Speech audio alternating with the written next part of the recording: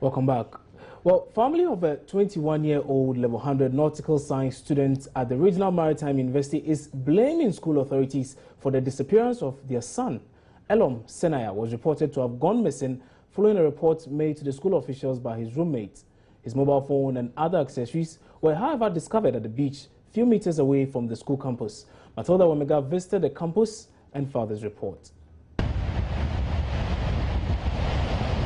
Roaring ocean sounds from mighty beach here in Nungwa, Accra. It is the last place 21-year-old Elom Senaya, a level 100 nautical science student of the Regional Maritime University, visited 3 weeks ago. Elom has not been seen since March 15. His family is blaming authorities at the Regional Maritime University for his disappearance. Juliet Bedema is his aunt. She feels the school has been negligent. So far, they have not told us anything. All that they asked us to do was to lodge a complaint at the police station, which we did. And the police finally gave us an extract on the 1st of April after waiting for more than 2 weeks. Yeah, the first thing is that the roommates, the story that the roommates gave is a bit contradictory. At first, he said that they went together to learn. And then the second story is that he didn't even go to the seashore. On their way, he decided to go back because that place is forbidden for them. And the main reason why we are suspecting a foul play is that the boy didn't report immediately. He reported after 2 days. But authorities at the school have rubbished the accusation. Pro-Vice Chancellor Dr. Gabriel Giles says Elom's roommate informed them 24 hours later after he went missing. Some students say he was seen heading to the beach, where his clothes and phone were later found. Dr. Giles says it's against rules for students to go to the seashore. Police at Beshi say they are investigating the matter. Matilda Womega for Joy News. Ghanaian women aspiring to leadership positions are being offered an opportunity to network with those already established. The African Women in Leadership Organization recently inaugurated its local chapter with hopes to mentor women in various fields of endeavor.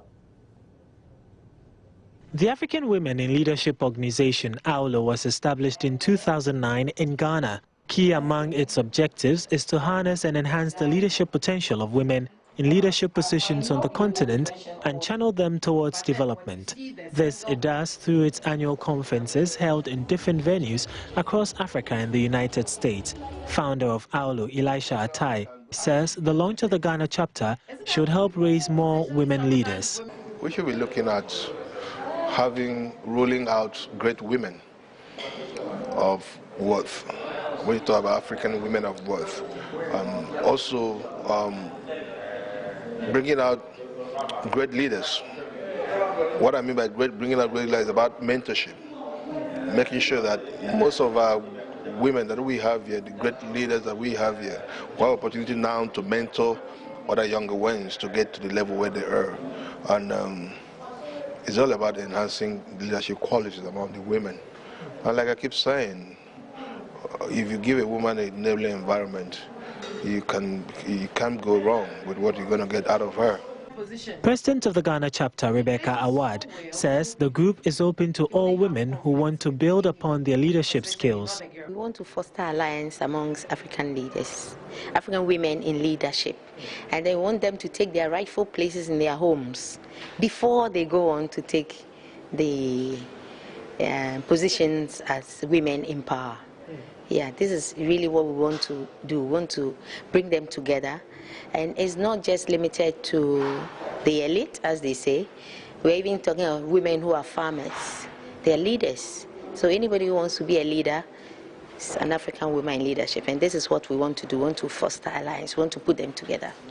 The annual Continental Conference of the African Women in Leadership Organization comes off from May 7 to 8 at the Sheraton Hotel in Ikeja, Lagos, and the global conference will be held later in August in Houston, Texas, in the United States.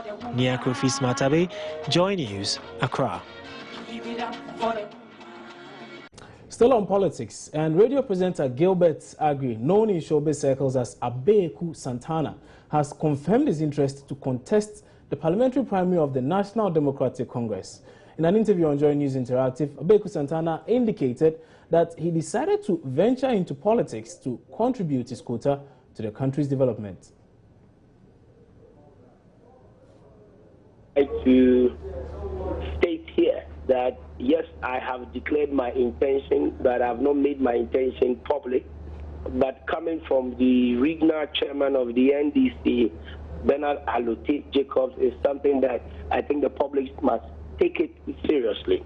But the preamble to the question, with the statement that I am linked to JIDA is factually incorrect.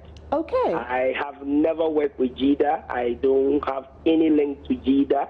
I worked as a communications officer for LESDEP, and LESDEP has not been cited for any criminal or illegal offense. So I strongly disagree with the allegation that I'm linked to any JIDA job or business.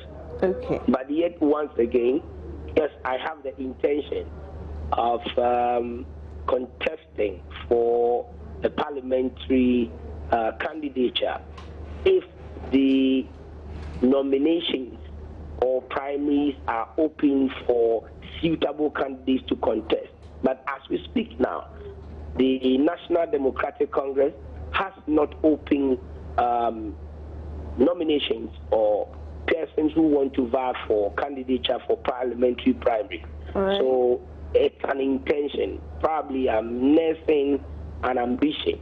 I cannot make it known now until the process is open for public.